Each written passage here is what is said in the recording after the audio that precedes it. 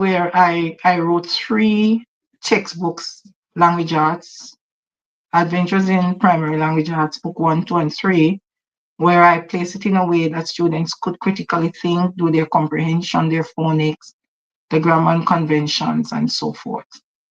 And so those were 3 books. And then I wrote another book that talked about surviving, a survival kit, groanings of rural schools. And then I wrote my Leader Like You. And now my new book is My Faith Looks Up.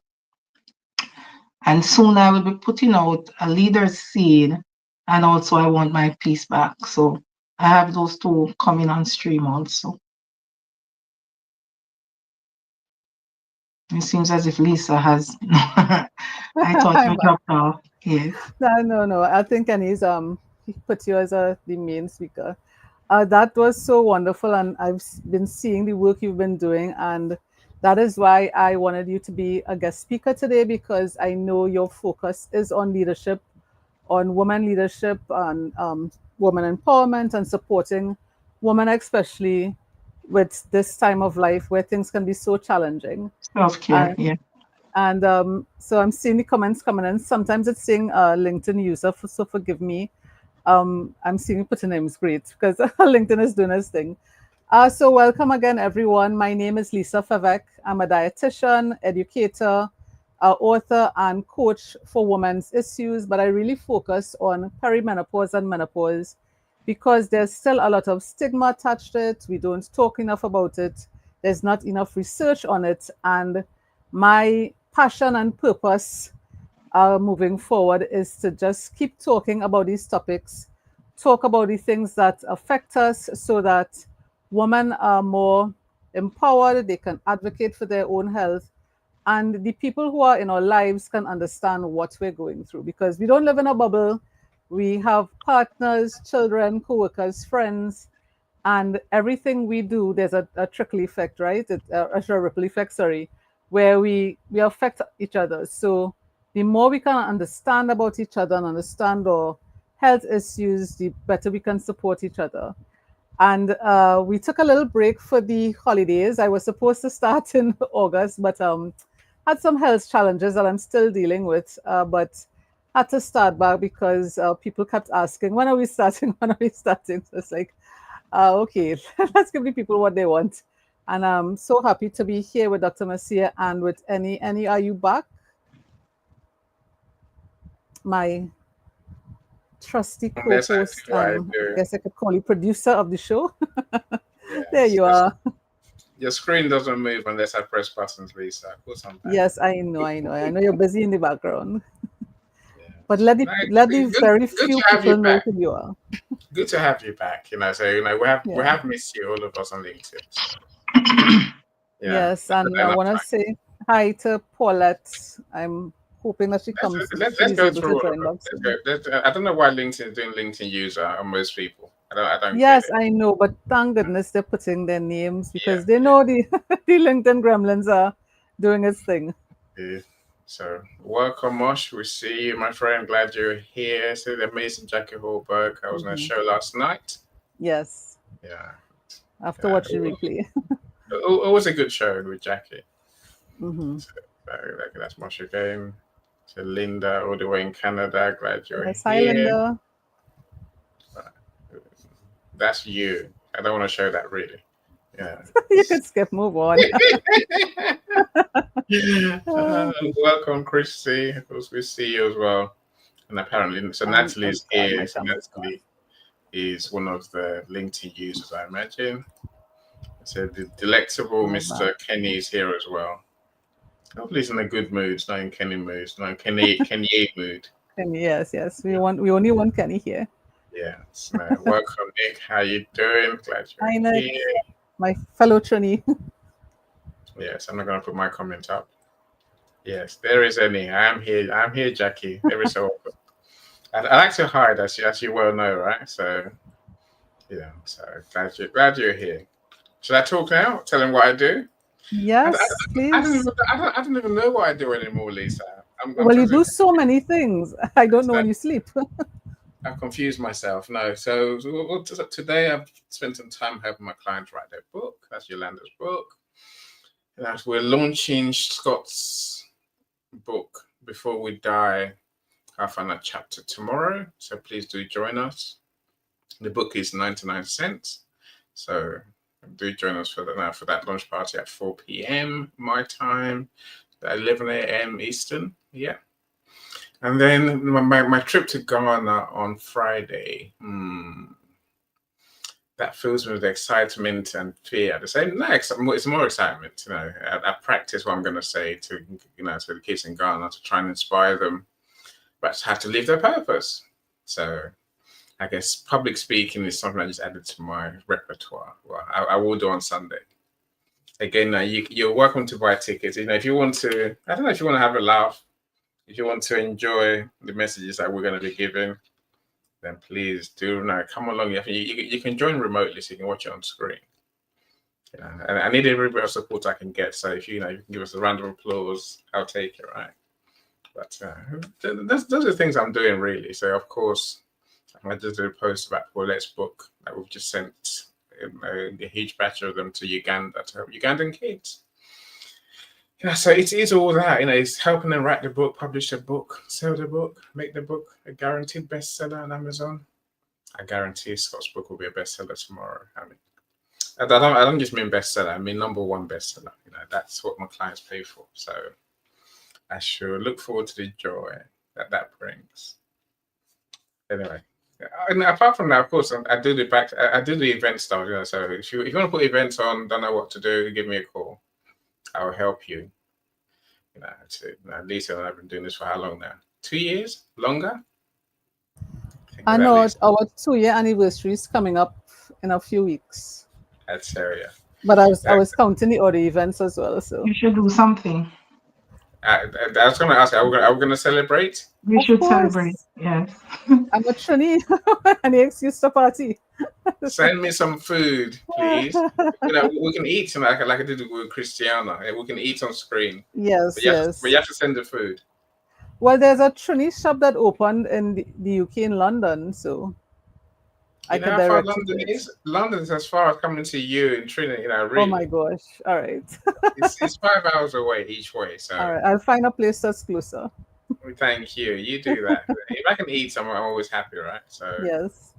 You're welcome, Dr. Leslie. So was on your show yesterday. Yes, it's Monday, right? Your Think and Grow Rich or Think and Grow series. I don't know why are you coming up with someone's coming up with LinkedIn user, right? I don't know who that is. Okay, that's probably Natalie. Natalie, probably. Yeah, everything is coming up LinkedIn user on my side. It's LinkedIn gremlins as usual. Yeah, there's a problem somewhere. So Chris says hello, Dr. Leslie. Yeah. All right, my friends, I'm gonna hide quietly and let the people who know more than I do have the conversation. Well, this is about leadership, so you have a great inputs as well. So don't go too far. I'll say this. If you want to join the studio, my friends, you can. I'm gonna put a link in the comments on the event page. Otherwise, if you want the link sent to you directly to your DM. If you want to join us and ask a question, make a comment, share some of your wisdom, you're more than welcome. Yes. That's enough for me. Right. All right. So Leah, let's get the conversation started because I'm excited about this one. So I was reading some of these studies and they were saying that I think it was out of the UK, almost 40% of the workforce are women of menopausal age. And we had something similar done in Trinidad and Tobago, where I'm from, where they had similar results. It's about 40%. And that is a pretty big number, considering all of the health challenges we go through, all of the other challenges we go through. We're supporting our family. We're probably taking care of aging parents. Children are going off to college. And we're really trying to figure out, okay, what's next for me?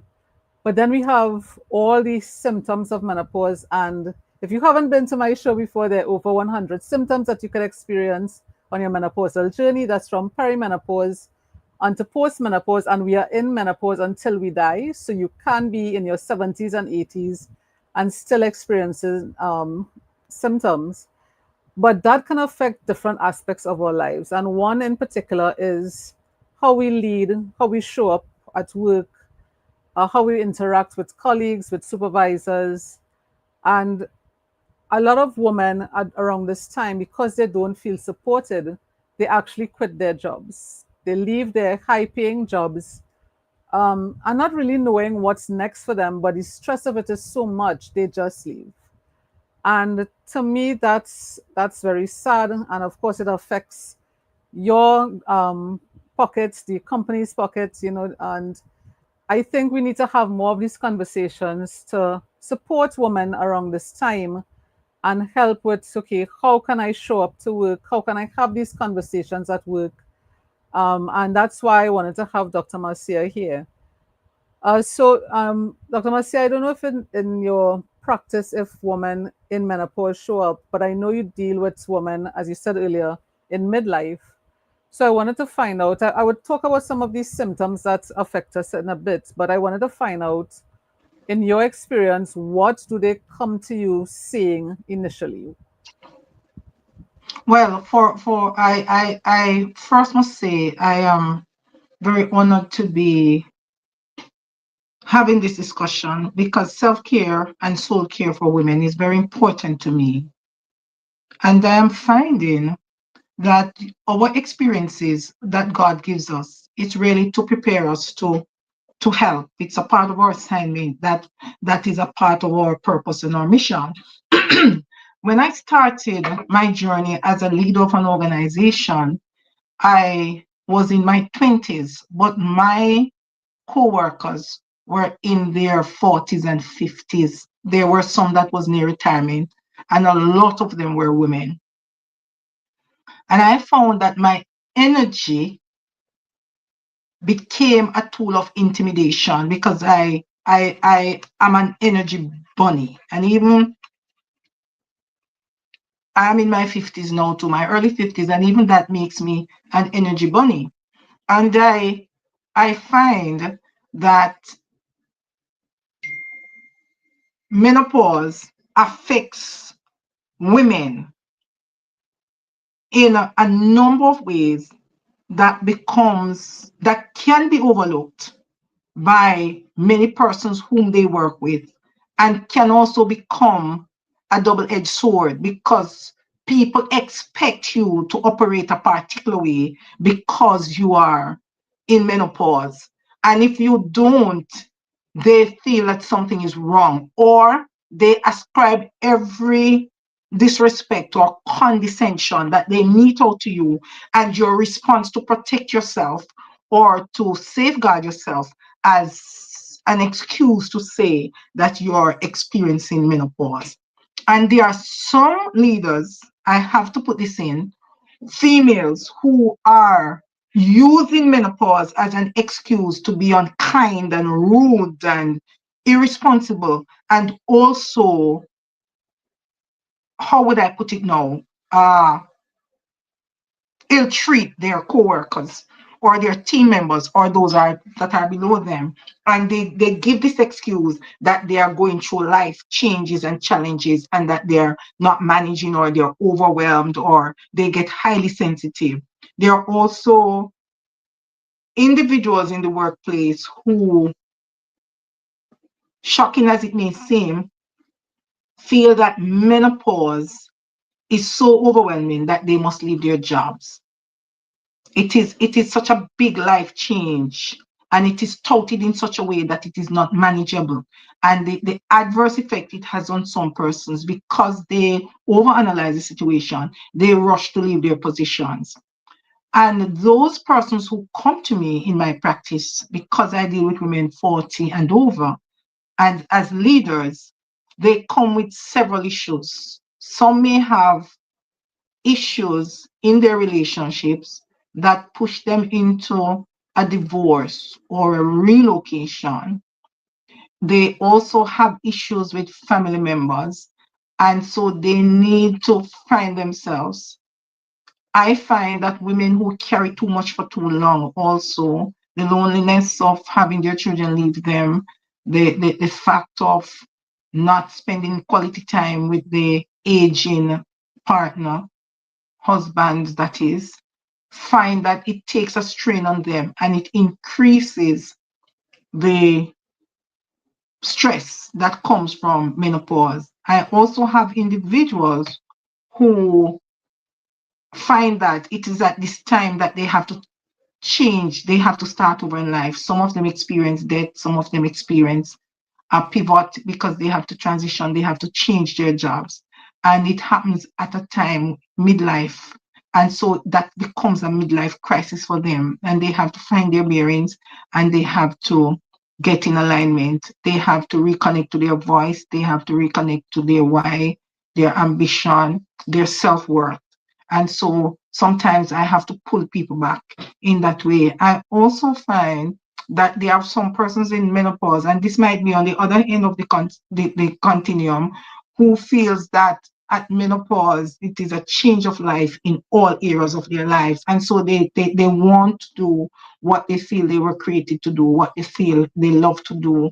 They want to focus on themselves and they want to just do what suits them, what pleases them, what makes them happy. And I have to steer them in that way, in a very balanced and mature way, and in a way that also allows them to include those who are important to them while serving themselves.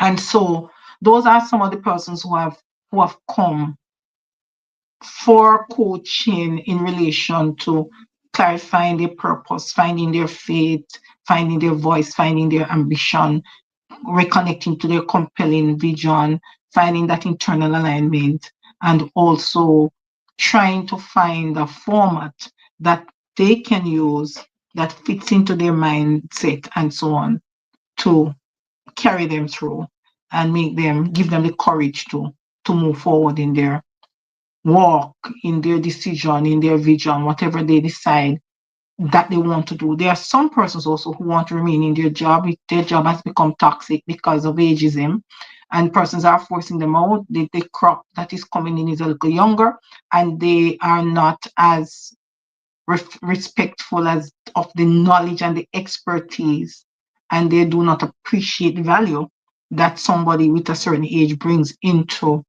the mix. I've also had persons in menopause who had to take a break from their job and they are not able to fit back in. They are made to feel that they are outsiders. And it is a challenge for them. And they now want to walk away, they want to pivot, they want to transition. Or those who want to remain need some support and an accountability partner to help them. And so those persons, I help them by having them enroll in my program that I call a relief curriculum, or wanting to become a calm CEO. So I give them the strategies based on the unique situations that will carry them there. I want to say, however, that That's, if you could interject for 1 minute, I don't want you to go ahead because you said so much there. I wanted to unpack a little bit of what you said, what you shared. So, and this is why I talk about menopause being a unique experience and based on the individual, because for the clients I see, I haven't really had any of them use menopause as an excuse for bad behavior. So, but like I said, everyone is different. But what I have found is that, strangely, the men in the organization are more empathetic to the women who are going through their challenges. And the women who went through menopause before, because they didn't have much of a challenge or they pushed through whatever they were going through, they were like, okay, well, I was able to do it. Why can't you? And they're not very supportive. So some of the things that affect women, you have the physical symptoms. And yes, we always talk about those hot flashes, but the joints pain, the digestive issues, migraines, there are a lot of physical issues that cause real pain. And depending on the job you have, let's say you're working in a hot kitchen and you have to stand for hours, it could become really, really challenging. You have those emotional shifts, you have the mood swings, the anxiety, the depression, chronic depression. Sometimes it leads to suicidal thoughts, irritability, fatigue, and then those mental cognitive issues where the brain fog, the sleep disruption that causes you to forget everything, to lose confidence, weight gain or rapid weight loss that causes you to lose confidence and in your sexuality and in who you are. You feel like you're in a different body a lot of times. And this could be really challenging for women. So a lot of the women I talk to either consider leaving their jobs or just leave. I've had people like literally just pick up and walk out because they couldn't take it anymore. And it's because they weren't getting supports at home with their family. So it wasn't just one thing, it led up to that. So it really points to the fact that every woman's journey is unique and we can't look at other people's expectations on what menopause should be and how you should react. I know Dr. Marcia talked about that as well. I thought it was an important point.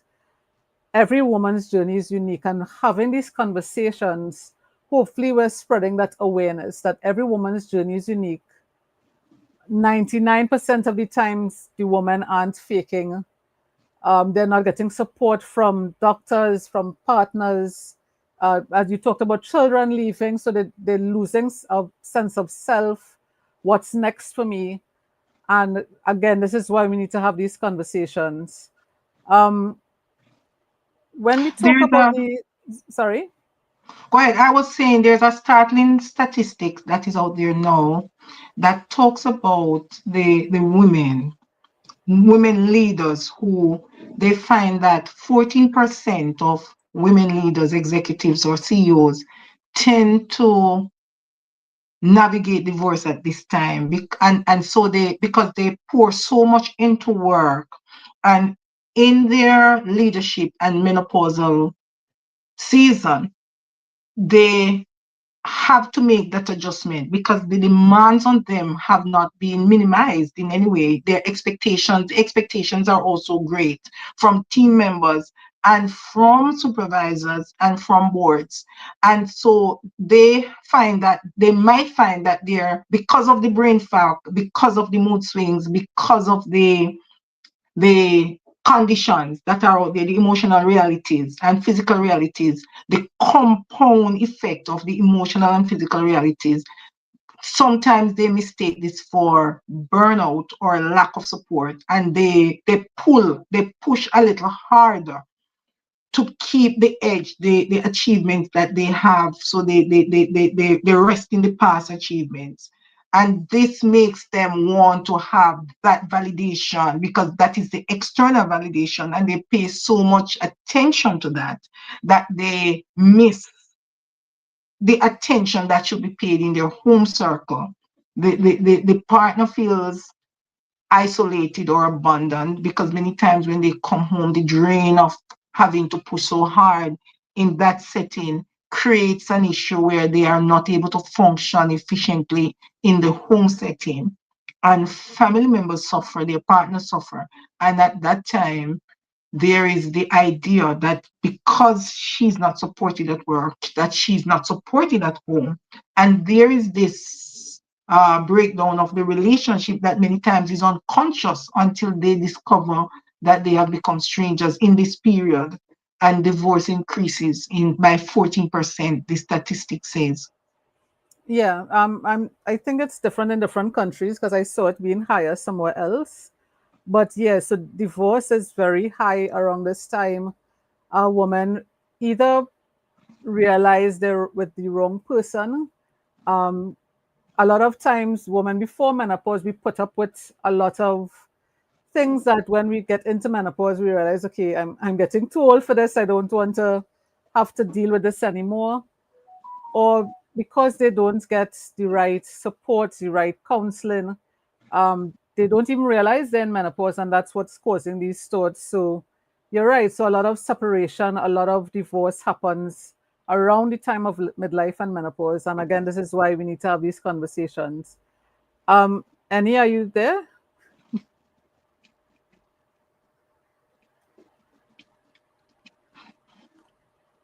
One day I'll say no, and then I wonder what you do.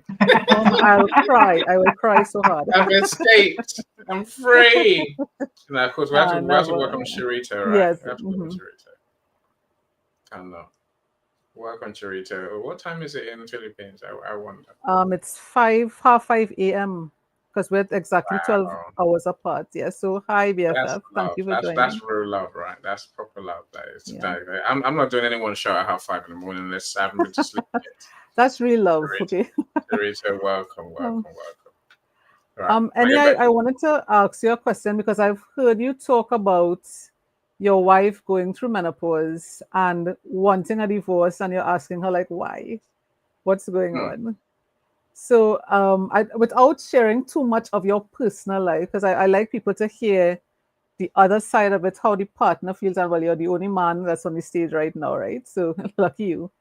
damn. And just to share a That's me. bit about her, if she experienced any challenges at work, um, if yeah, You never, you never, I suppose, you never, I don't know, she does high powered jobs. She runs care homes and she runs care mhm. homes, Yeah, I know it's very stressful. you Yeah, know, companies, if that makes sense. So there's more than one home. Um, no, she's ordinarily nice. Good mood, good mood, and I've been sometimes the person I know, and then suddenly, everything became a burden, like Dr. Marcia said. Everything became a struggle. I'll say that even the little things, what's the favorite cry that we hear? You left the toilet seat up. I'm saying, yeah, that's not that bad. I've been doing it for years. It's no reason to get divorced now, is it? No, really not. There's, the kettle's empty. It's like, and yeah. So just little things suddenly become a huge problem. And I guess for me, I was shocked because it's like I said, these are not. There's nothing new. It just seems to be a sudden turn. That's the only way I can describe it. You think, yeah, my wife's gone mad. Literally, she must have gone mad. But yeah, then, agreed. yeah, But for the woman, it feels as if it does that phrase that you use, the world is going to end. It does feel because of the raging hormones and stuff like that. It does feel like it's you're going to break. You're going to have a mental breakdown and destroy the home. So the little things I've had clients that wanted to divorce their husbands for breathing too loudly or chewing too loudly or clipping their toenails and leaving it wherever. Something that is minor that they would have overlooked before. And it has become such a devastating thing that they want to leave their husbands. And that's why I don't just counsel the woman, I counsel the family because it's a time for the partner to understand, okay, it's not really about you, it's what she's going through. And she at that moment she really can't help it. But going back and apologizing and talking about it, if you have this good relationship, that's what's about. And some years, no, not some years, some months ago, you talked about not waiting for menopause to have the good communication, that it should start, even before you get married. So picking the right partner, having these conversations over and over, that helps. But sometimes, life doesn't go like that. We get married for different reasons or find a partner for different reasons. And then when we get into menopause, we realize, okay, maybe I'm not with the right partner, which can happen. And that's, you're within your right to do that. But we need to have these conversations again. yeah, There is also a flip side. Oh, okay, go ahead, Annie. You're on mute. yeah, no, Dr. Marcia said, ladies first. I'll let you go. You have Yeah, more important. I want to look at this side that many persons don't look at also, Lisa, and it is that as leaders, women who are leaders in their organization, CEO and so on, or manage teams tend to, over time, especially when they are approaching menopause, well, in my experience, and those who I speak to, they tend to carry that into their relationship. So instead of make requests to their partners, they tend to come off as demanding or commanding the partner to do what they are required to do. And so it comes off as giving instruction to the way you would give it to your team, or not being as considerate enough because you're always on the go. And so when things don't happen the way you would have wanted it to happen, instead of being a wife, you become a leader or a manager in your home. And so that also creates a greater irritability, especially if your husband is aging and he himself is going through brain fog, or really having a slow time getting out of the blocks today, or if he or she is really exhausted, if he's exhausted, sorry, and also wants some quality time and attention. Because I find that many leaders tend not to focus on their self-care and their soul care. They miss their doctor's appointment and so on in an effort to meet deadlines and so on at work, especially if it is a high-end job like a CEO or an executive or a middle manager, because dealing with people can become combustible and cumbersome if at menopause more so than ever. But who suffers, I find, is not so much the team members that you shout at and then later apologize and don't take it. Some don't take it so personally. I find that the home circle suffers when you get real irritable, or you go crazy, or you become or appear to be unfeeling because the pressure is so great. And I find that I agree with you that partners must take the time out to pay attention. Here is where greater soul care and self-care is required. So what I say to leaders that are at this point in their lives who are not understanding menopause, because some persons feel the changes and fear losing control in such a way that they misunderstand, and they spend money off the credit card to look the way they would normally look, to look different, to go to take up certain habits that were never habits, in an effort to reform and to transform themselves back into what they were, and so on. And those create issues in the family. When a woman or a leader is going through menopause and has to change the diet for whatever reason, they have to also consider the family members, and they have to make adjustments so that everyone benefits. And I find that one of the greatest drawbacks of leaders, female leaders, is how they transition in their homes, how they begin to make demands and give instructions instead of collaborating and working it all together. So you need to take a pause when you find that your relationship in your what really matters, your relationship is struggling or is taking a nosedive. Take some time out from your job, move into listening to each other, soul and mind, and make sure that you focus on hearing what is being said. And I agree 100% with you, Dr. Yeah. Marcia. This is the little said things. I think, what you just said is little said. There's an expectation that the world will just fall over. Because your wife's in menopause, then you're gonna be beating around the house mentally, literally. But no one talks about that. I guess as a man,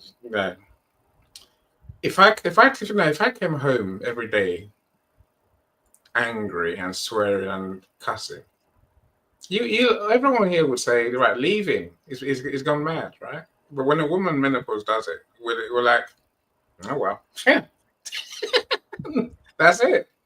Deal with it. Do it again tomorrow. Going through menopause, yes. Right, so that's how it feels, and it does feel like suddenly, they say the ordinarily nice, gentle person suddenly becomes the boss, a military ruler. So I don't know whether it's just work, but my luck was that I lived when I was young. I lived a little foster carers, and my foster mother was in menopause, and I look back now. But my foster dad it was just what I've learned to be, which is yes, darling, whatever you say, you're right. And just Lisa hates me saying that, but literally that's my strategy. Yeah, I you're right. don't hate it. Whatever you want, whatever you say. Yeah, we've done it again, even though we've done nothing. But it's fine. The other way is what I guess I would have done when I was younger, which is overreact. How dare you say that? And we had conversations on these events every so often. So I've learned to just be peaceful myself. I say that's my answer. Let you find my peace, and then survive when we get together. But I think again is it depends on how you want to handle it. Everyone is different, but you have that awareness that it's not really her, it's the menopause that's doing it. So you're able to rationalize and say, okay, if in this moment it's better to say, okay, you're right, okay, darling, no problem. If that's what it takes, then I have no problem with that because we need to find a way to coexist and deal with whatever we're dealing with. But we need to have the conversation at some point that, okay, when you come home, you're bringing this stuff from home with you and bringing it in the home and not leaving it at the door. And that idea of self care is so important because, Dr. Marcia made a good point. I've had several clients where they're in that high paying job and they are the leader. And sometimes you do have to raise your voice or be, when we become assertive, people say, okay, we're being aggressive. But if a man does it, it's okay, right? But we take that same A type attitude and bring it home. And I've had, when we're talking with the children, sometimes, mommy, you're shouting for no reason. And the woman doesn't hear it because she's accustomed with the same tone at work, 8 hours a day, and she's just talking the same way. And it's only when her children raised it or her partner raised it, she's like, again, having that conversation, being open to criticism, being open to having feedback. They're like, okay, I didn't realize I was doing it. And it's only when they said it that she made a conscious decision. Okay, when I get home, I'm going to take a few deep breaths in the car and have a different mindset when I walk through the door. And if I'm still stressed and I need to have, okay, I need an hour to myself, I will let them know that. I will communicate that. I'm not in the right frame of mind right now. I had something happen today. Give me an hour. Only when they started to do that, and then the woman started to include that self care. And it could be as simple as just lying down in the bed in the dark, breathing, or listening to some music. It doesn't have to be, this idea of a bubble bath, and it doesn't have to be anything grand. It could just be lying down in the bed, breathing, and just trying to calm and trying to get rid of whatever happens at work. It may be journaling, it may be meditation, yoga, whatever it is works for the person. And sometimes we need to try different things. And 1 month, this doesn't work. Okay, let's try something else to find what is the best self-care for the person. But again, it's having that conversation and having that awareness. Okay, this is what's going on. I need to change it. You can also have what I call transition routines. You see, those transition routines are very important. And you start from your driving out of your workplace if you're a leader. So you might find that one of the things that balances you is keeping your screensaver must be something that gives you peace and joy. Start it right there. Make sure it is a positive thought or something, because you have to become aware when things are changing for you in your mind and in yourself. Pay attention to it, because the fear can drive you under. And the fear can make you very defensive, especially as a leader. And you wonder what I mean when I say fear. How does fear come into it? The fear of losing control, the fear of your hair falling out, the fear of getting too fat and having been told that your tummy is too big, the fear of not remembering, the fear of not meeting a deadline. Those things destroy leaders in menopause, and that's a reality. What you cannot afford for it to destroy your relationship. So your partner should really become your bulldozer, the loader. And you must have the relationship where he can say what is burdening him on that day, what got him so angry, what pissed him off, etc. And you must be able to say the same thing. What I know that some persons do is they call them from work to say, this happened at work today, what do you think? I say, change your screensaver. I also say there might be have a song that you use to pull you back, a song that pulls you back. So you play it while you're going home, and you have that. It changes your mindset, it changes your psychic of your spirit. When you get home, don't put your handbag in your living room, on your dining table. Take it out of your way. Don't take home things with you either that will remind you of work. Don't take home work. Rome wasn't built in a day. And you have to understand that if you drop down dead tomorrow, they might just have a minute of silence. So whatever you can't do today, you leave it for tomorrow. You don't take it home with you. And you also don't keep on your work clothes. Change into something comfortable and cozy and cook the meals that two of you like to eat. If your husband is out and you came in, it was a tense day and so on, fatigue can make you want to go into bed. You must now have that mindset where you look at how you can make nutritious meals very quickly and very simply also, because some of us are set in the traditional way. In the Caribbean, we cook very heavy when we go home in the afternoons. We don't believe in salads and those types of things. And so you have to learn to make those adjustments and so on, especially if you're not a vegan, because it's easier for some of us. Because your diet also helps you to work. You know, when I got into that institution and I had so many persons over 50, I had an aging population when I just started out. I had to give them those types of personal development tricks. So you had persons who had diabetes and a few other issues.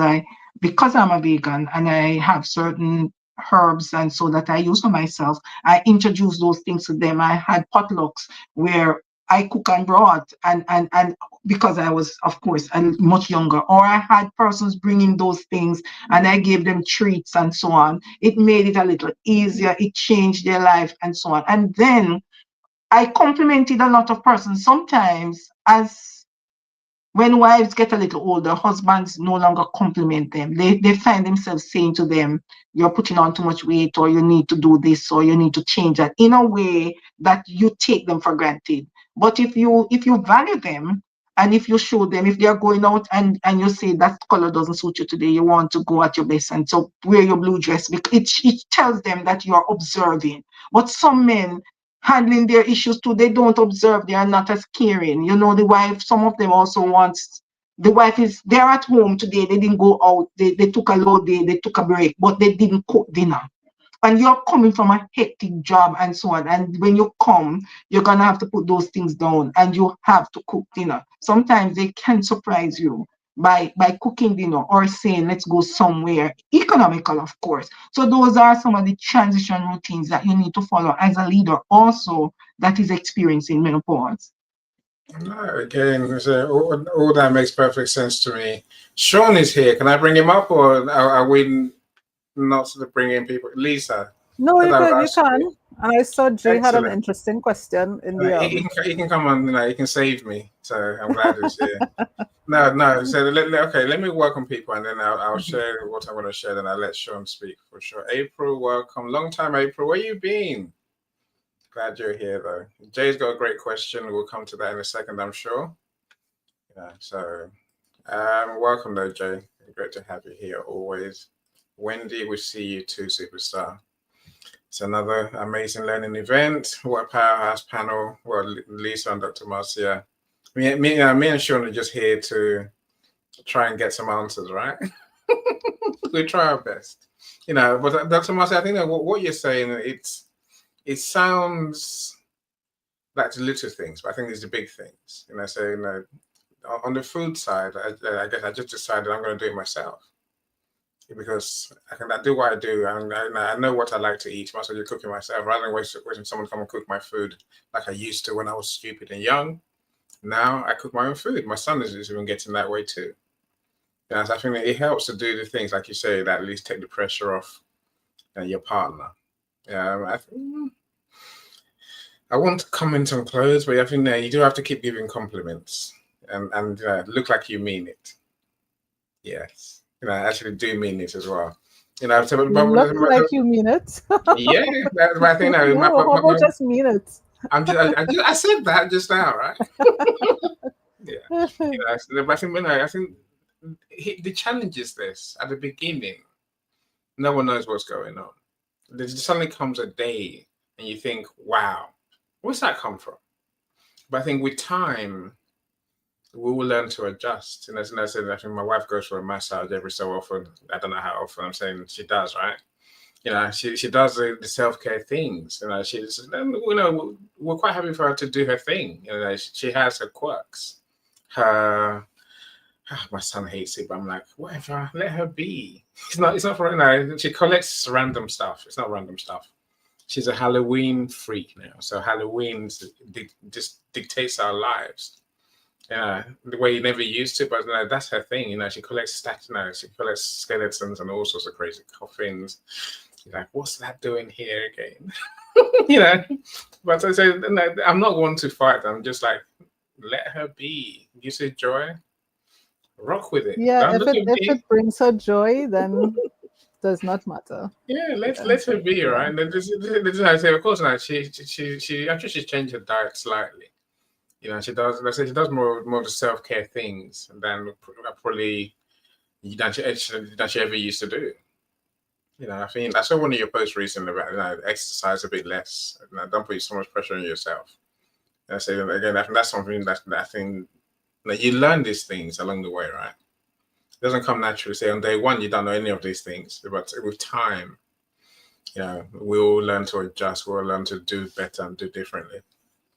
So Christiana, I see you now. So I don't know why everyone's LinkedIn user today, Christiana. So don't worry about that. Glad you're here though. So I'm in a report. No, miscarriage and baby loss expert. Sean, how are you doing? Thanks for coming to save me. I was trying to tell them that I sent you the link. That's why I put your comment on screen and then I left it. But the mic is yours, my friend. Well, first off, let me say thank you to Dr. Lisa, or at least I don't know if it's doctor or not. It is Dr. Lisa. It's Dr. Lisa. Okay. Yes. It's not. Right. Please ignore any. It's really not. He's going to get me in Lisa, trouble now.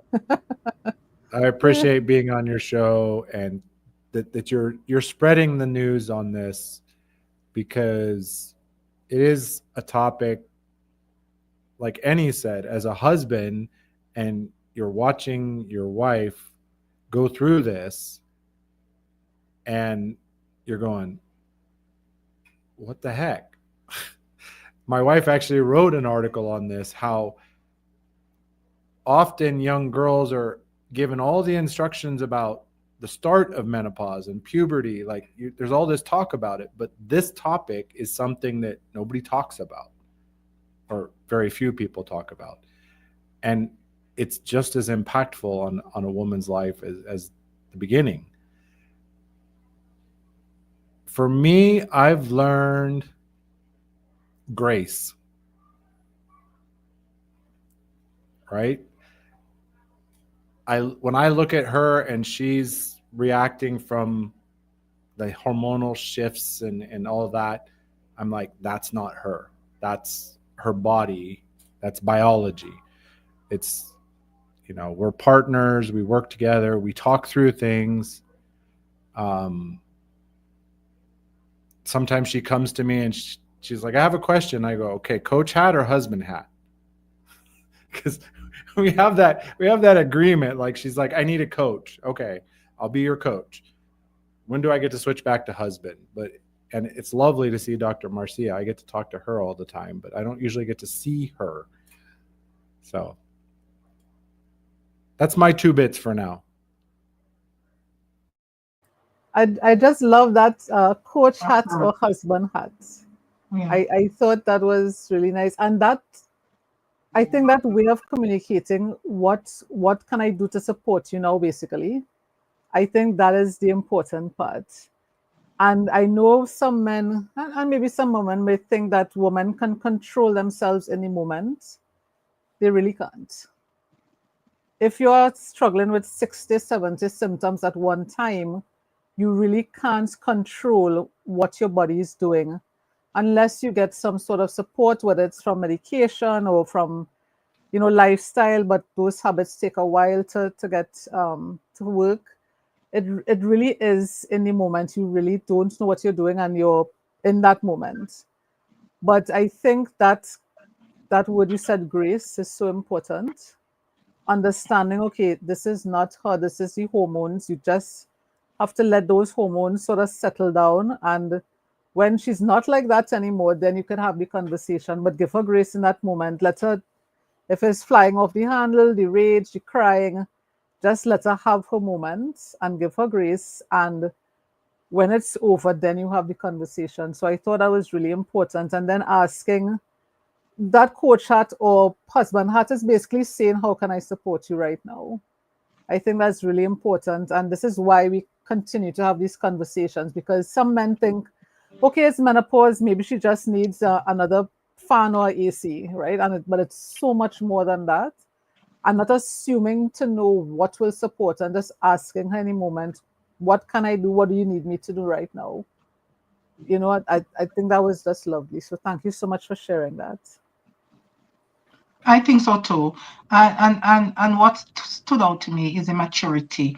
You know, some people think that maturity Yes. goes with age, but I find that age tends to walk alone in many of the instances.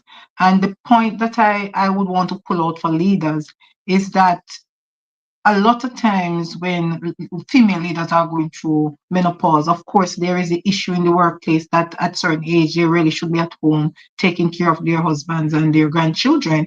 But when men age and go up to 70, they are fine wine, and institutions can't manage without them instead of having that balance. So the maturity there for me is important. And also menopausal women and leaders, especially CEO and executives, are not to tie their identity to their performance. When you do that and the stress comes with the menopause, it becomes more overwhelming and the self doubt comes in at that time. You question yourself, you second guess, you lose sight of your value and your self-worth. And so when that happens, when you feel that when you find yourself tying your identity to your title, your responsibility, your roles or your performance, that is the time, that is the wake up call to say to you, you are losing yourself. And so you need to take the steps, whatever they are, to find back yourself. And one of the ways I suggest to my clients is that you do what you love and what you're good at. Start with that. And so if you love to bake, if you love to make, test yourself with dishes and so on.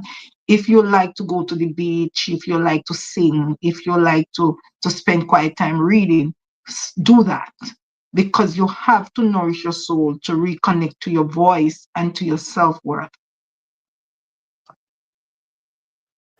Yeah, asking yourself what brings you joy. As simple as that. What brings you joy? And some of my clients don't even know what brings them joy because they've spent their lives tied to that job for so long. And you talked about that, performance. What am I producing at work? And that becomes their identity, that they don't know how to switch off. And we have to remember, okay, we're not going to be in the job forever unless you're self-employed. You're not going to be in that job forever. Okay, when you get to 60, when you get to 7, what is the plan? What do you want to do next? Because life doesn't end at 60. So what is the next chapter going to be? What are you interested in? Do you want to travel? Do you want to do something at home? What is that? And we can start these things from now. Just tap a little bit into it. The week may be too hectic. Use the weekend and tap a little bit into, okay, what brings me joy? And a lot of times people are just be open and curious. There are a lot of knitting. I've seen knitting and crocheting online now. Who would have thought that these things are coming back? So there's always something. You can use the University of YouTube, as I call it, to find something. Be open and curious to find, okay, what brings me joy? And it may change every month, and that's okay too. So that's, oh my gosh, I'm seeing so many comments. Annie, I think we need to introduce some more people. Oh my god, I realize I'm on stage now and freezing. I agree. This LinkedIn thing is such a pain. We'll Yeah, get and we'll get my around screen this. is freezing for some reason. I don't know who that is. Hello, Dr. Marcia. It's been a long, long time. I was trying to find the LinkedIn, the event page on LinkedIn, so I can actually see who these people are. But I can't see that yet. There's many more to work on there. So with Christiana, we know is here. What's Christiana say? Battling super flu, and I'm good. That's Natalie, I think. So Christiana, yeah. Hi, battling super flu.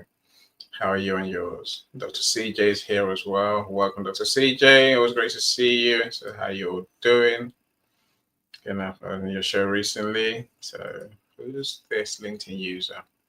Oh, this must be my sister Annie. So I just want to bring men into this as we all talk, as we always talk about women, but men can also go through andropause. Their symptoms are different to a woman's, but I just wanted to bring in the fact that men do and can go through andropause. Men don't understand the female version of menopause. That is a conversation that couples should talk about so they can understand what women go through during the change, so to speak, right? Right. Yeah, I'm so sure. I'm not sure who this person is. If you've been to my shows before, we talk about andropause all the time. We've had a couple guest speakers talk about andropause, so you could always go back on my profile and look at the events, and you'll actually see we talked about andropause. I have a lot of newsletters on andropause as well.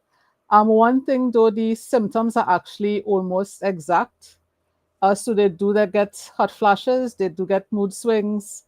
A lot of the symptoms are exact for both men and women at that time. But yes, you could go on my page and get more information on that. Cool. Um, Sean, yeah, you're allowed to confess. I have no such confession to make. oh, oh my gosh. I've got better with age. I'm like an old wine. I get better with age. When I was young, I was much more stupid, much more immature, as Dr. Marcia said. Maturity, Well, I think, makes a big difference, right? Yes. Yes. yeah, as I said before, grace, but also giving her space, which can be extra challenging because we have a 7-year-old. So that adds a whole Yes, nother that's a level. whole other dynamic. But But having that awareness is really yeah, helping. Yeah. having awareness, trying, Hmm. like a few weeks ago, I sent her away. I booked a hotel room and I said, go have a personal retreat, just you. Go be, to touch on what Dr. Mercia was saying about identity. Often we get caught up in identities of the job or wife or mother. And my big focus with her is be Michelle, right? Be you, whatever that looks like. And giving her the grace and the space to have that. Like you said, a lot of people don't know their hobbies or what brings them joy. We've had this discussion, and she's like, I don't know. I think I want to learn art, but I don't know. She found a lot of joy in sharing her story, both on Substack, and then she just published her healing journal in English and Spanish. And one day she went out for a walk and comes back and says, I'm writing another book. And I'm like, wait, what? My wife, who's not creative, is going to write another book. But it's brought her a lot of joy, giving her the space, the grace to just breathe, to understand, to have those conversations, like you said, Lisa, when tension is down, when she's not on the roller coaster. Because it is, there's times like her temperature goes off the road. She's like, just get up, don't touch me. But she also has a clue word. She's like, just don't talk to me today. She's like, I'm just letting you know right now, things are not running right. So just give me some space. So she gives me that warning, and I appreciate that. And that's quite commendable. And you made a point there that I want to touch. Uh Women experience menopause very differently. And I say it because menopause plays out differently in generations. And some persons, I want to say that in my family, menopause does not show up in a way that becomes a burning issue. I don't know if it's because I have a lot of medical doctors and nurses in my family, but the transitions in mood swings are handled much more delicately than in other families that I have seen. But what I have noticed, because I have this burden, this affliction of observing what is not said. And so what I notice in as I transition, as I look through, and also in my own life, is that if you love companionship as an individual throughout your life, menopause does not change that. So even when persons feel clustered or hot, they require you to give them the quality attention. What they want from you is to make them tea, is to do fluff the pillows, to do those types of things. If that doesn't happen, it can create a tornado in your home that does not go away. It makes you feel that you have gotten a bundle of cord that has no end. And then there is also the person who used to micromanage as a leader in an organization or in the home, who felt that everything was dependent on him or her, does not relinquish that role when they feel fatigued or tired. What they do is that they nitpick even when they ask you to do something for them. When you serve them, they tend to nitpick. So the tea would be too sweet, or you should have added some sugar, or the water you should have made it boil a little longer, or when you clean the house, that's really not the disinfectant or the thing that you should have used. And why are you sweeping in that direction? So they nitpick. And so what you want to do is to make sure that when you're assisting them, you build up your patience as Job. And as Annie says, you don't take anything personal, and you apologize even when you have not done anything wrong, because people do things different ways. There are also instances where women are going through menopause and they are dealing with their issues. And so they don't want you to treat them as if they are victims, and they don't want you to make any excuses for them. What they want you to do is support them. So today I'm not, just like how your wife says, okay, today is not my best day. I just want to be left alone. Leave her alone. There are some men who nitpick. As Annie says, he does his breakfast himself. Some people want their breakfast. Some men are very helpless, and they want the attention themselves, and they want the breakfast. So they don't understand why things are changing. And so you must grow into change together. You must observe, and you must see what's no longer working for both of you, just like how you would look at the schedule to see what's no longer, or how you can come together when you can take your vacation and so on. It's the same way you want to treat the menopause. Look at what is not working for you, and where you can compromise, where you can collaborate, and where you can simply support from a distance. The same thing in leadership. You're a leader of an organization. You must now realize what triggers you and how you trigger others. And you must structure yourself, whether through journaling or through avoidance.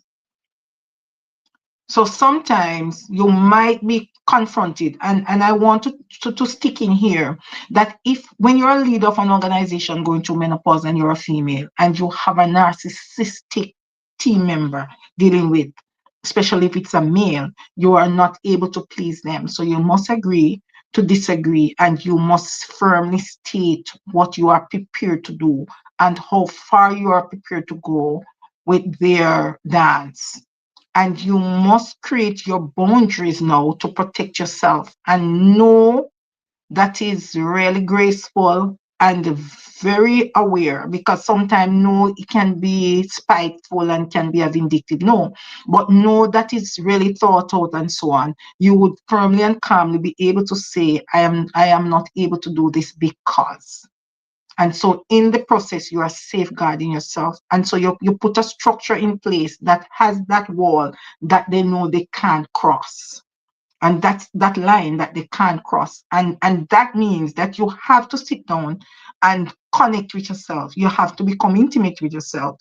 You have to be aware of what triggers you, how you're triggered, what is it that, why you are triggered, why am I feeling this way, why am I responding this way, and you have to take control. It's not as hard as it sounds, because taking control means that you have a place where you are able to steady yourself, so your emotions don't manage you. You manage your emotions. Such great points. And I think, again, we need to give ourselves that love and grace to know that these things take time. We say it and it may sound simple, and it may sound as if we're just saying, just do this, it'll work. It takes time for these things, and we have to give ourselves that love and grace. And okay, it may take us months to get to that point, and that's okay. Everything is a journey. We learn different things along the way. There are lessons to be learned along the way, but we will get there. And working with a coach does help to get there faster or easier. So if you're struggling with these things and you've been struggling for a while, reach out to one of us and let's have that conversation where we will get there, but give yourself that love and grace, and don't expect to have it all done in a week. And that point you raise about that power of no, I think that is really important. As women especially, we think we have to serve everybody, and they come to us with a problem and we have to fix it. We have to do everything, and we end up putting ourselves last, and that's where that self-care becomes important. But saying no, and given that reason why it may not work today, we may have to do it next week. It's not that we don't love you, it's not that we don't want to do it, but right now we can't do it because of XYZ. I think that was a really important point. I am seeing Joni on the stage, and I'm seeing a lot of comments. Or don't we have to not forget that question that Jay had as well? Yeah. No, so let's hear from Joni, then we'll go to Jay's point. Yeah. Hi, Hi, Joni. how are you guys? Annie, just like put your earmuffs on, just walk away. Yeah, there you go. So anyways, I know I am in perimenopause. I know I am. My periods are so heavy. It's so uncomfortable. I've had ultrasounds, like everything looks healthy. So like I've done all the right steps. But I am an emotional mess. Like just like I just like have highs and lows that I haven't had in a while. And my mom's like, no. I didn't go through menopause till 53. You're 43 years old. And I'm like, nope, something's happening. Something is happening. And I did talk to my grandmother before she passed, and she was fully done with her period by 45. And so maybe I just take after my dad's side. Who knows? But it is so painful. The cramps, I haven't had cramps like this in forever. And I'm just like, a period lasts forever. No one tells you about that. I wake up sweating at least 3 nights a week. Like I haven't done that since like college, and when I wake up after drinking or something. And I don't drink. So, but it is so real that it happens at different points in your life, and you really you don't know. And so I talked to my OB about this, and I mean, he could be less than helpful. He was like, well, do you know when you started going into puberty? I'm like, I don't know. And he was like, well, there you go. You don't know when you're going into perimenopause. And I was like, that's very not nice. I was like, something's wrong with my body. And I know it's something to do with my hormone levels. My hormone levels are actually fine, but it does warrant the just a little comment, and to say that if you think something's going on with your body, like just listen to it. And you can get like healthcare that like, to check you out. Probably nothing is going to come back because nothing came back with me, but I know something's up. I know something is up. And so anyways, and also to Sean's point, like just giving a hug and is so nice. It's so wonderful to just like feel like taken care of a little bit. I'm single, so it's kind of hard. Like sometimes I ask my dog for a hug. Obviously, my kids do not get this. So they're like, Mom, did you flush the toilet? What? But I mean, the power of having pets, I think that is brilliant. It's Focus on wonderful. your pets more. That's fine. You raise a lot of good points, Joni, and this is why the healthcare system still has a lot of work to do, and it's not just America; it's all over the world. We're experiencing this. So you raised one point of you're having these symptoms, but your hormone levels came back normal. And this is why we don't test hormone levels when we're in perimenopause, because that's exactly what happens. If you're going on a day when your hormones are riding on a high, it will come back as normal.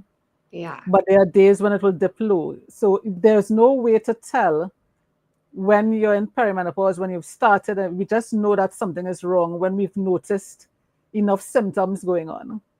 So to know exactly when we started, yeah, he's right with that part. It doesn't happen, okay, day one. Yeah. But enough I'm symptoms. like, I'm going to live for happening. this for 10 more years. It may not be 10 years. Every woman's journey is different. Talking to your mom and grandmom is a good start. Yeah, but most of the Grammy's clients, dead, but I did talk to her about it because I was just that type of granddaughter. And I do talk to my mom about it. She's very clinical, and she can't believe it because she was so much older than me. Yeah, and that is exactly what happens though, because she was like, I once bled through my underwear and tampon and a pad at a dinner with your dad's clients. And I was like, okay, we don't want any to run under the covers, okay? But yeah, these are the things that happen, and then you're experiencing those things, and you have to go into an office and make a presentation, or you have to it's go so into hard. a kitchen and work. I just like it hurts. It hurts.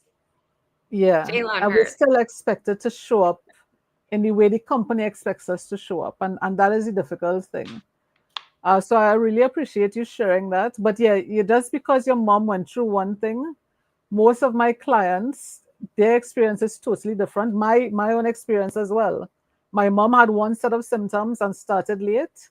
I started in my 30s, and I'm only now getting hot flashes. Right? So every woman's journey is different. It can last for years. Sweating through the sheets. Oh my God. It's so gross. You just wake up, you're like, why am I wet? It's all wet here. Yeah, and this is a challenge that we have, but yes, there are things we can do. So I would suggest talking to your doctor about going on HRT. If he's not willing to give you, I would suggest switching doctors. And I know for Americans, sometimes it's difficult. Well, it's a guy. I don't know. No, some women will tell you the same thing. Yeah, I know they're depending so clinical on about it, but you're just like, no, it's not clinical. This is my body. Like, yeah, I need something to help me.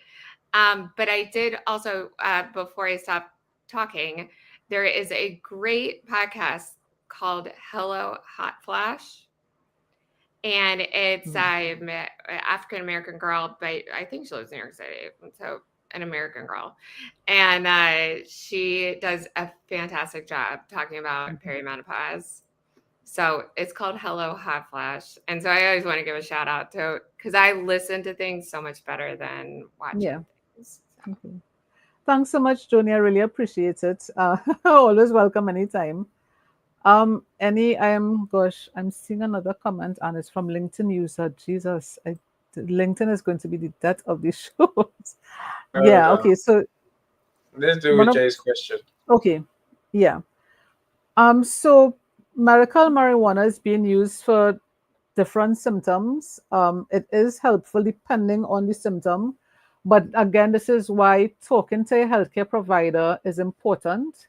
It depends on the symptom you have, what stage you're at, your age, everything like that, your other health conditions, um, and other medications that you may be on.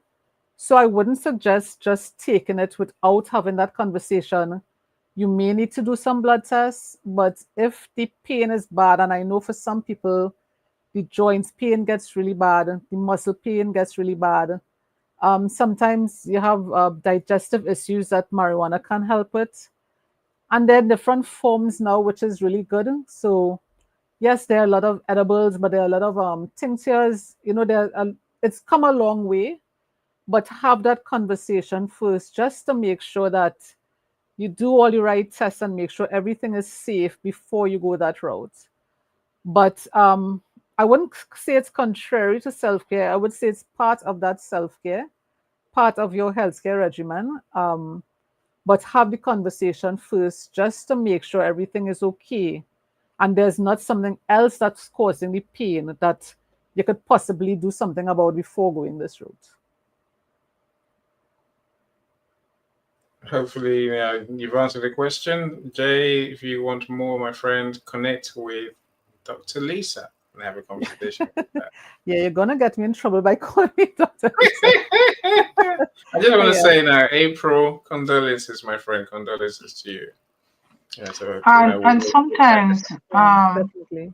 Lisa, as you talk about doing those tests and so on, you want to look at what is the alternative in relation to your diet and what it is that you're contending with, because a lot of persons rush towards a new dispensation for ease or for comfort or so on, but there each person based on the research reacts on average differently to that type of treatment. And so the symptoms can be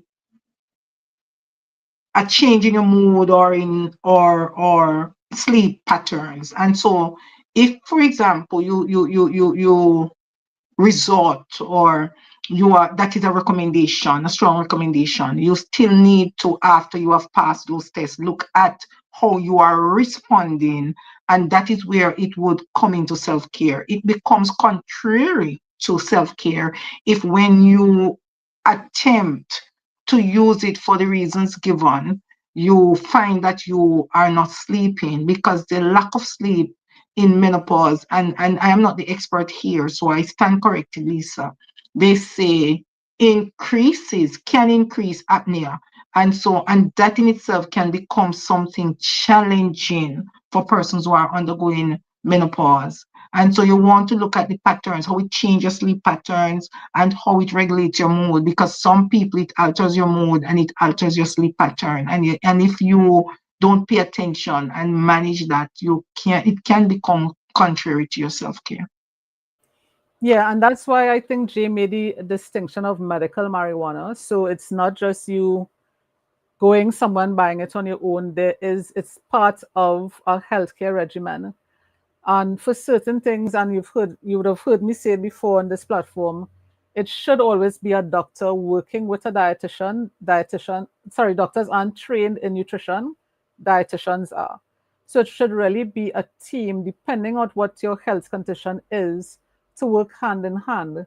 And then if your pain is so great, and I know for some people, they can't even get out of bed because of the pain, the physical pain.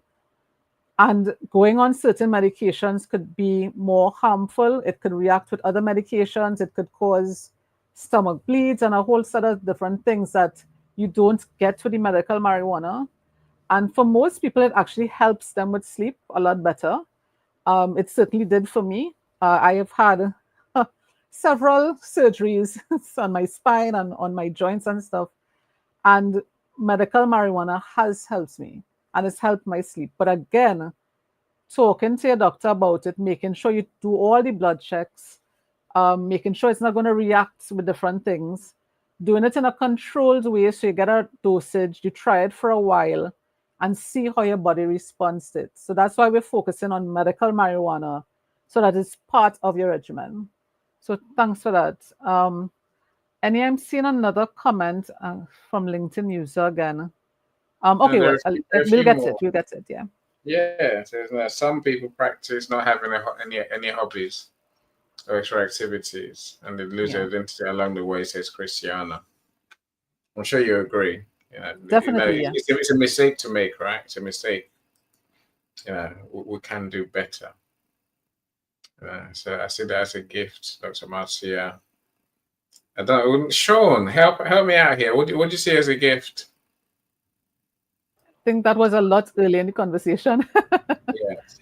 It was when Dr. Marcia was talking about she reads underneath the word, like because I have the same thing. I call it emotional X-ray vision, to actually not just the words, but to actually understand what's going What on he's not deep. saying. Yeah, what they're not saying, what's really going on. Reading between the lines, another way, right? I don't. Again, my husband has no clue about menopause. That's a man. That's andropause, right? Thanks, me. Okay, I have. Hey, I don't know who that is. do you know any women in your life that have gone through menopause? Yeah, and I said no, to my Yeah? wife. Let's share. I He had always talked do. about it earlier. He had talked Yeah. about his experiences with his wife earlier. So we Oh, you did. go back You and already watch the shared. replay. Okay, Yeah. I'll re-listen. I think that's my foster mother, so my stepmother, and she broke up with everyone. I didn't, So, but like as a kid, you don't realize, like you just don't no, realize why but your it's mom left, is being so hormonal and angry. no, but I think it's left to them. It's left to dads to try and shield our kids from, the. Well, you the don't want to talk hurricane. about menopause to your kids, but I mean, actually, you know me. I'll talk about anything. No, well, I think I don't have to explain in so much detail. It's more trying to find peace, because we know when the eruption is going to happen, almost. When she comes through the door from work, for example. So it's a case of, right, make sure everything's tidy. Make sure you've done what you're meant to do. Don't leave the sink full of rubbish. Make sure. No, exactly. All those things are done, and then. And then even when we still get barked at, regardless, you just have to say, oh well, And then, like I say, when the house gets full of stuff, he gets very upset by this stuff, because we have clowns outside the front of our house. By the way, people come around to actually look at our house, take pictures. He's like, I'm so embarrassed. I'm like, no, get over it. Get over it. It's not your problem. It's what she wants to do, and she can, right? Get over it. So it's just being sensitive to all parties. I think that's what I try and do. Good. Well, it's hard, especially for a young man to like understand that. It's hard. But I remember calling my dad at his office, landline to landline, and being like, Dad, it's one of those days, like you might want to pick up some flowers on the way home. I didn't know anything better than that. And he would. I was like, I won't tell that I said anything about this. And then it would calm down a little bit. Yeah, and it's little things like that. I suppose it's not a big biology lesson for the kids. It's just it's I guess recognizing some signs and showing the grace that and giving mum space, as Sean said. It comes down to that, really, and so that buys everyone peace. It buys everyone another night. Yeah, there's a very interesting science. I guess it was a limited podcast, but it wasn't really. It was like 2 off, but about that killer whales have menopause, and they were able to track it because the grandmothers at that time, the pod grandmother would come in and take care of the calves, and because the mother was so angry and she might kill the calves. And I was like, I identify with this mother. But it's really interesting. They didn't do a lot of studies on perimenopause or menopause on mammals other than humans, and it's shown that they when they go through menopause, it is a interesting thing. So look up killer whales menopause. I can see Sean wants to say something, so I'll let you speak, Sean.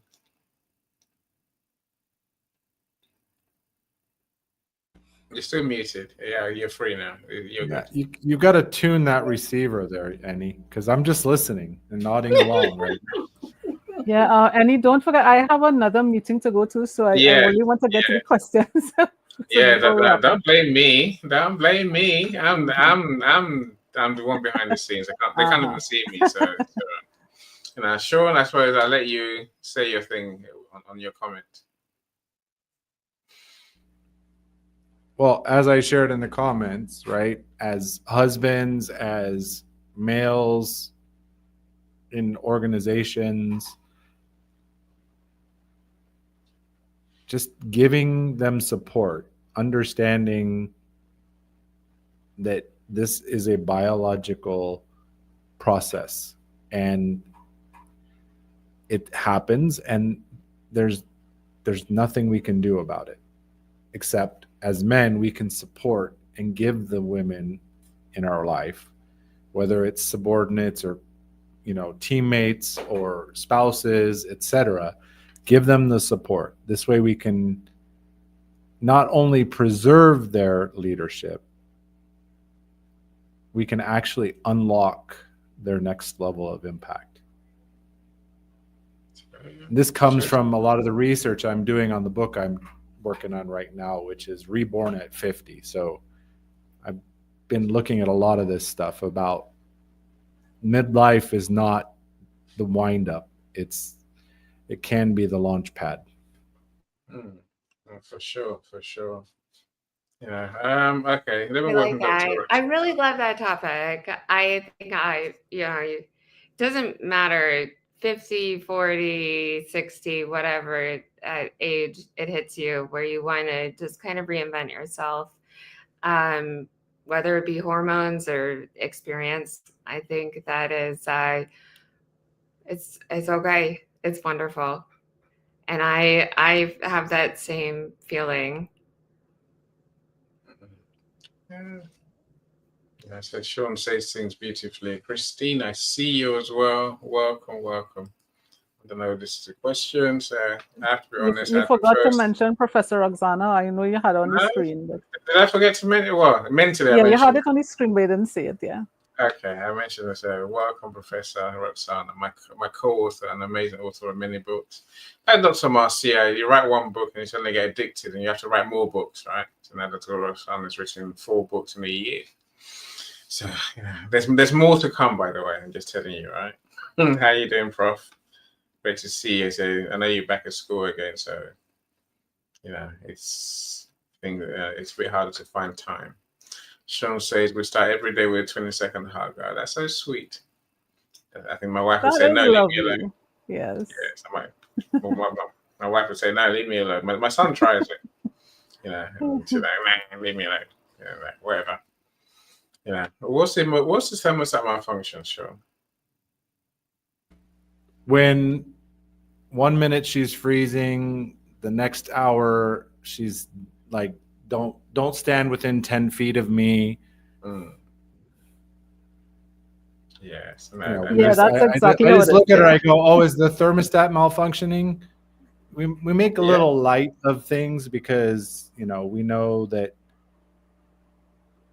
it's not fun. I can see that gift or burden, as Dr. Marcia called it, is that I can see the burden she's carrying. Even if she won't speak it, I can see the discomfort, how miserable she is. But sure. it is literally a thermostat malfunction. That's literally what it is.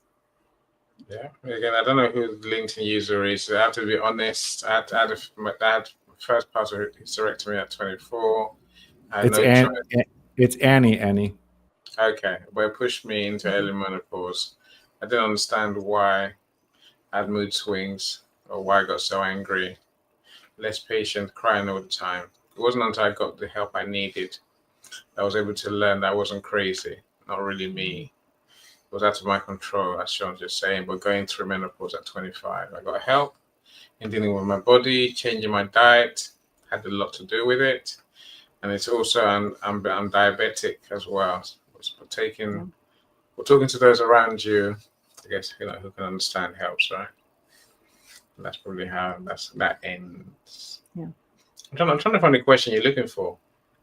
No, I just wanted to comment. That's the comment I wanted to just touch on. And this is why when doctors talk about it's too early for menopause, it's comments like these that we have to remember. It's yes, natural menopause usually happens around the age of 45 to 51, but there's some people that go into surgical menopause, having a partial or a total hysterectomy, or you could go into chemical menopause depending on the medications you're on, or if you're having breast cancer treatments.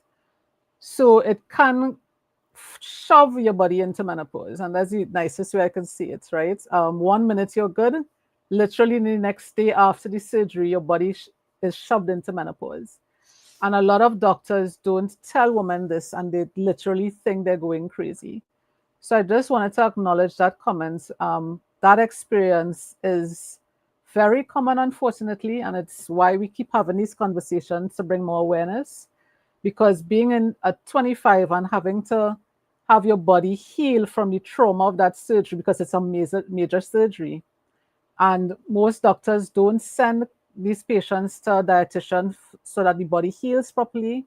And then if you're going into menopause, and she talked about being a diabetic, menopause also causes uncontrolled blood sugars, blood pressures, cholesterol issues, right? So you can be not a diabetic one day and a diabetic the next day, basically. And having to deal with all of that and then having to show up as a leader in whatever job you're at, it could be really, really challenging. So I just wanted to thank Annie for sharing her experiences and being open to sharing it. It is important. So thanks for that. Thank you, Annie. Joni, I'll let you explain this one if you wish. Yeah. What's my feet hurt? Self-experience. Oh, well, we were talking like weird parts of your body just ache, and my neck aches and my bottom of my feet ache, and it's just it happens right around my cycle, and so that's it's weird. It feels weird. Like I'm not changing anything, so that's I and that's like just the really. fluctuations of the hormones, yeah. It is something weird, but and then also I drink a lot of pickle juice during that time. Does it help? She likes a pickle juice. I love pickle juice like nobody's business. But I think it's like the potassium, sodium. Obviously, my body craves. Yeah. So it could be electrolytes that you're not balanced around that time. So you may have to change your diet a bit when it's around your cycle. I might have to change my diet a little bit. Yeah. I don't eat enough, but I work out regularly, and it feels better like to work out than to be sedentary. So anyways. Yeah, but if you're working out, then you have to make sure you're getting enough nutrients, especially after the workout, so that you're not depleting yourself further. Yeah. So like at like 3 a.m. when I'm just like blood clot, great. I'm gonna have some turnips and beets. Yes. I'm seeing the question from Christy. Recommend supplements. So again, it's an individualized basis depending on what your blood work shows. But generally, I think everyone should be on omega-3 supplement. Yes, you can get it from food, but our bodies don't really absorb enough from food. So even if you're eating a lot of salmon or walnuts or whatever it is, your body still doesn't absorb enough that you need. Especially if it's stressed out a lot, you need a lot more omega-3. So if it's one thing I tell people, get an omega-3 supplement, and there are vegan options as well. But also to test for things like magnesium, zinc, vitamin D, and B12. Do a blood test and see if you're low in those, because coming out of COVID, a lot of people still work indoors and work from home. A lot of us are walking around and very low in vitamin D, and vitamin D affects a lot of our body's processes, including things like mood changes. So checking your vitamin D levels. Most of my clients are on a vitamin D supplement. With vitamin D, you have to take is D3 and K2. But I talk to your pharmacist about these things. Pharmacists are trained in supplements. But yeah, so test your magnesium levels, zinc, vitamin D, B12. Even meat eaters are low in B12 sometimes. And definitely if you can, get an omega-3 supplement as your sort of base, and then test for other things if depending on what your condition is. You're too high from a lack of sleep. So yes, sleep is important and can affect our hormone levels, not just cortisol. But I'm not sure when you're referring to, because cortisol is naturally higher when we wake up. It's supposed to be high when we wake up. But yes, if our sleep is destroyed, or we're not getting enough sleep, enough restful sleep, some of my clients, they get the hours, but it's not quality sleep. They're not going through those REM cycles. So yes, lack of sleep can affect everything about your body. Chocolate, yes, dark chocolate especially. Not just for mood swings, but for it's had a lot of health benefits, including things like cancer. So if you can have a square of 2 of dark chocolate every day, it's very helpful. See, I have the dark chocolate that she buys was because I don't eat it. I don't eat it. It's too bitter for my liking, so it stays longer in the house. But now you're telling me there's a reason for it. It is better, a better choice than the milk chocolate, which tends to have more sugars. Dark chocolate has more of the antioxidants, but you can pair it with like cherries or strawberries, whatever you get your hands on. Pairing it with a sweeter fruit is a good idea. So what I usually tell clients is have a bit of like dark chocolate, pumpkin seeds, and some fruits together, and it sort of mellows out the bitterness of the dark chocolate. And usually after like a few months, clients are eating dark chocolate on its own because they've gotten accustomed to the taste. Yeah, that's Sean. Keep your shares in Cadbury's. It's fine. These are agreed. Right. Another one, evening primrose oil. Evening primrose oil helps some women and doesn't help others. That one you really have to try it and see if it works for you. Give all medications, all supplements. You should give it at least 3 months to figure out if it works for you. But yeah, evening primrose, it's sort of a gamble. It helps some and it doesn't help others. It's not a guarantee. Yeah. Okay. Thank you for that one.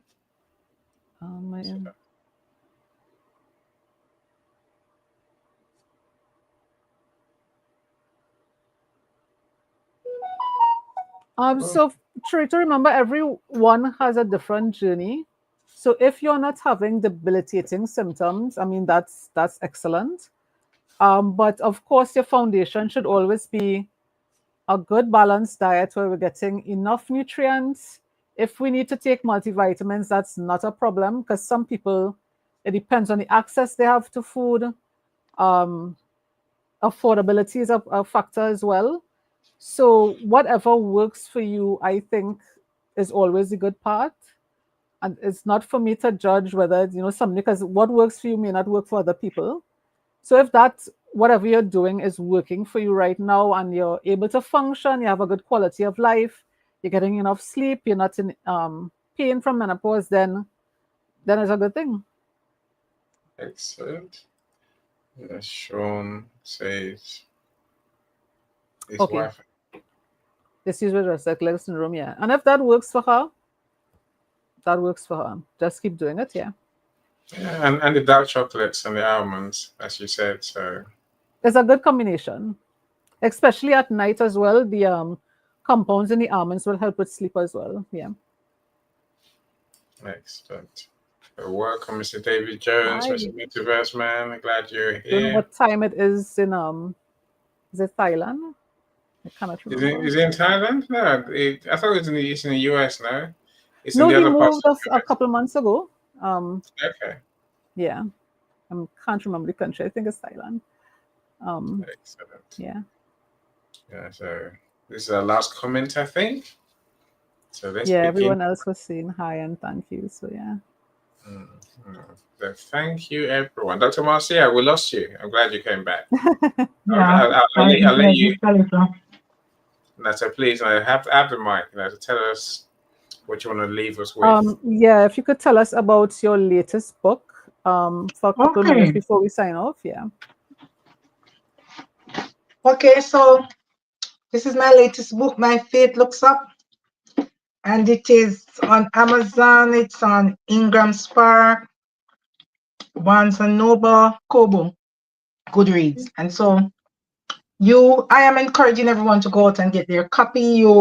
If you want to upgrade your faith and have it intact to serve you for all seasons.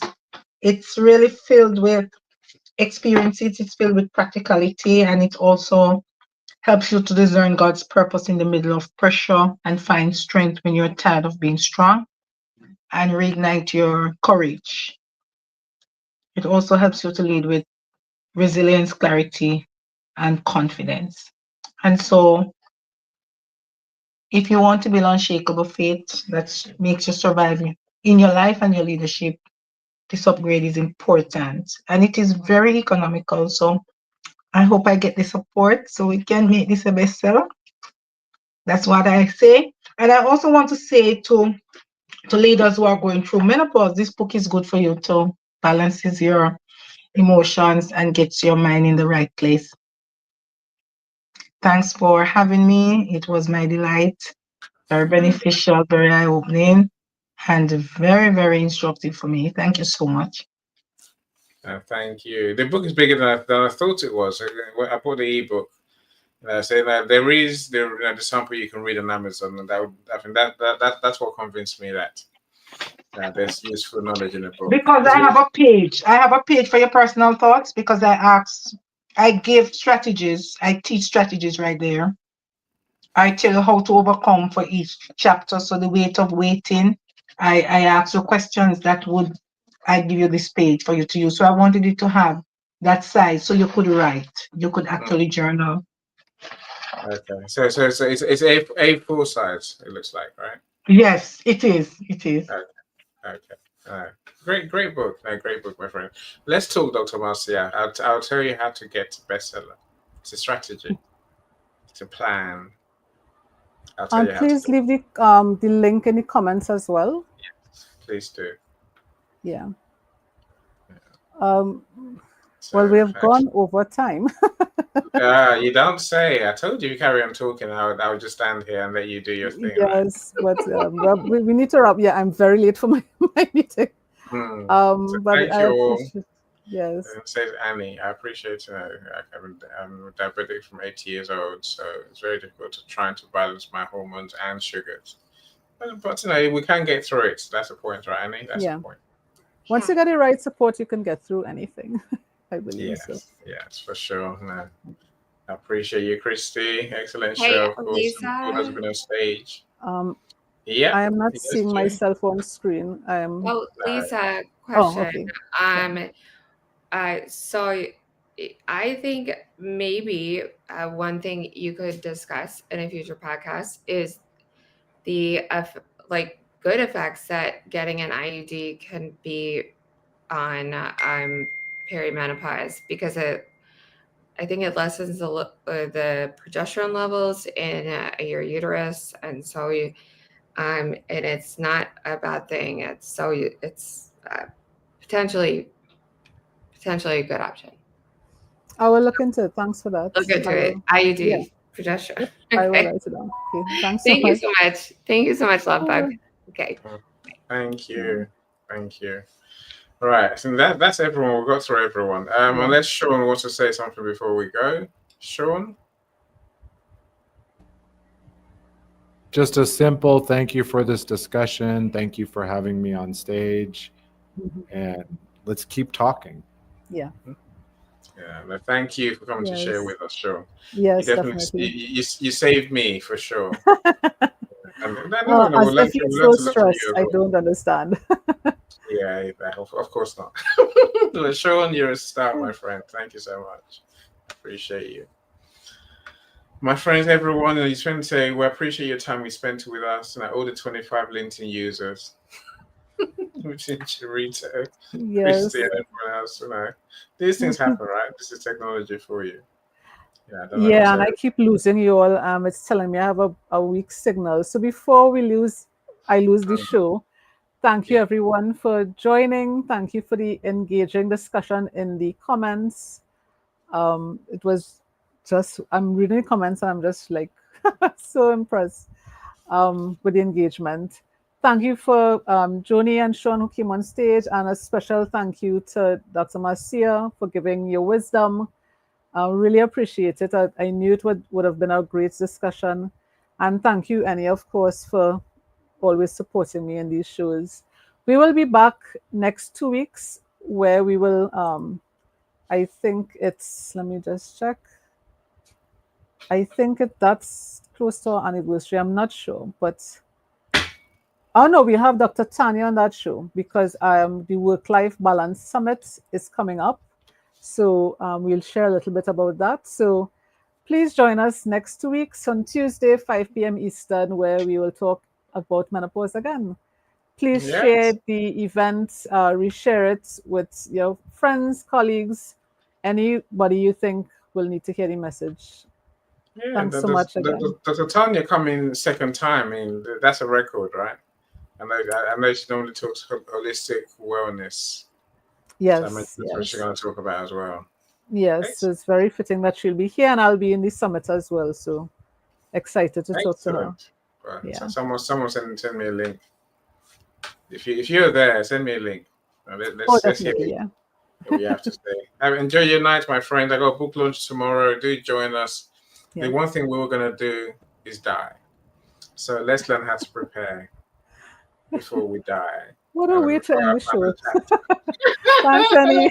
He's how I got to sell it, right? The truth. Have a good night, everyone. Bye, everyone. Bye, everyone. Bye. You meant to play now. Why are you not playing?